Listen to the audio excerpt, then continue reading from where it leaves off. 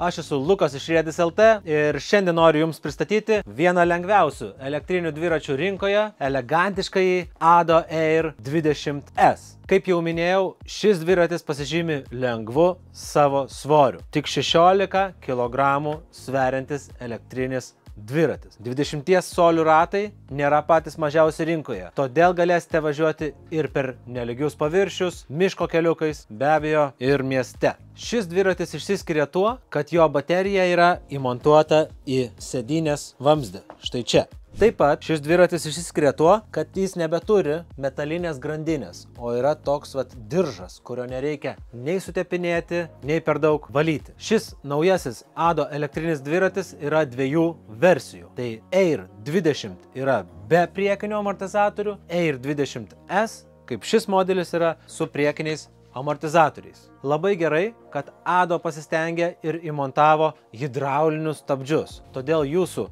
stabdymas bus ypač efektyvus ir paprastas. Naujieji Ado gamintojo modeliai pasižymi ir išmaniąją programėlę, kurioje galėsite atlikti įvairius dviračio nustatymus ir aktyvacijas. Šiuo atveju mobilios programėlės pagalba mes nusistatėme 5 bėgių režimą. Turime daugiau erdvės reguliuoti savo maksimalų greitį. Šis dviratis pasižymi 250 W varikliu galiniame rate ir 9,6 Ah baterija. Baterija yra 36 V bei leis nuvažiuoti jums iki 100 km atstumą. Be abejo, assist režimu, kai minate ir jums variklis padeda. Tačiau mes stengiamės pasiūlyti šios dviračius ir su įmontuotu akceleratoriumi. Tad jeigu pavargote ir neturite nuotaikos minti, galėsite tiesiog spausti akceleratoriaus rankenėlę. Na be abejo, nuvažiuojamas atstumas ženkliai bus mažesnis. Štai čia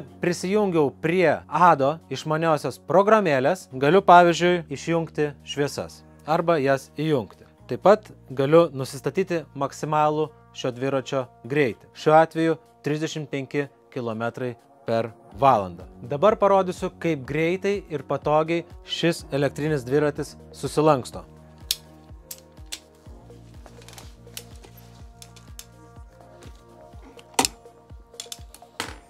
Štai taip. Ir dar galime nusilenkti bei vairo kolonėlę. Štai taip. Tikrai lengvas ir mažai vietos užimantis elektrinis daiktas, kuris ras vietą bet kokio automobilio bagažinėje. Taip pat Ado pasirūpina, kad kiekvieno dviračio komplektacijoje būtų telefono laikiklis. Čia yra atnaujintas LCD displejus su USB telefono pakrovimo funkcija. Na, o dabar pakviesiu pasižiūrėti šį elektrinį gražuolį iš arčiau. Na, o dabar apžiūrime Ado dviratį iš arti. Tai yra sulankstomi pedalai, kurie gali susilankstyti, užimti mažiau vietos transportuojant dviratį. Čia yra baterijos jungtis, kurią pasukus mes galime atjungti bateriją ir ją nusinešti, pavyzdžiui, namo ir pasikrauti namuose. Dviratį palikus, kad ir automobilio bagažinėje. Išjungiame lemputę. Tai taip lengvai atgal pajungiame laidą. Taip pat yra gera funkcija, kad vairas reguliuojamo aukščio, taigi jis tiks ir įvairaus ūgio vairuotojams. Yra mechaninis signalas. Štai toks gamyklinis telefono laikiklis. Displejus, kaip jau minėjau, turi USB jungtį, šiuo atveju netgi naujausia USB-C type jungtis. Geros kokybės hidrauliniai stabdžiai. Patogios rankenėlės. Plastikiniai purvasaugiai, taigi nebus jokių pašalinių metalo garsų. Sportinio tipo purvasaugiai. Na, grandinė. Mūsų inžinieriui patinka šita vieta labiausiai. Diržas vietoj grandinės. Tai tokia patogi vieta, už kurios galima pakelti dviratį, tarkim nešant jį laiptais. Labai populiarus dviratis dėl savo tiesiog labai gražaus dizaino, geros surinkimo kokybės. Yra numatytos vietos bagažinės papildomos pritvirtinimui. Štai yra Ado mobilioji programėlė.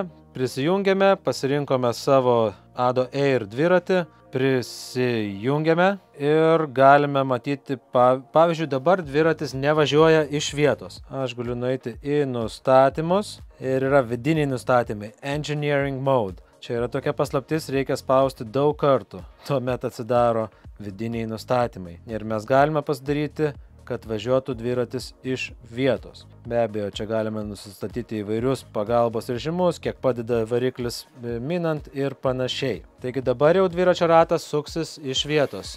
Štai.